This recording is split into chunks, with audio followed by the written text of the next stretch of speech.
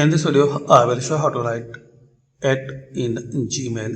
So once you try to compose and you are try to write it, so you need to press Shift and number 2 key on your keyboard. This one. You can write this key.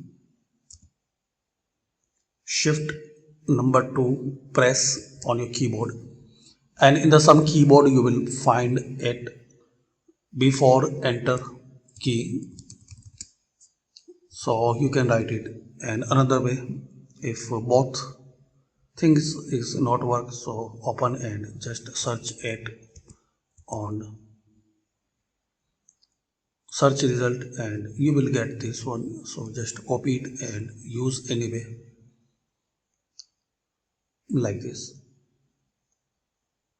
And to fix your keyboard, so settings,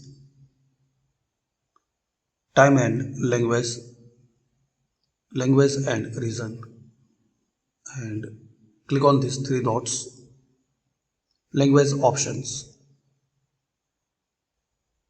and make sure you select here this keyboard QWERTY. If you not see here, add keyboard and find out this keyboard here and remove which you are using keyboard.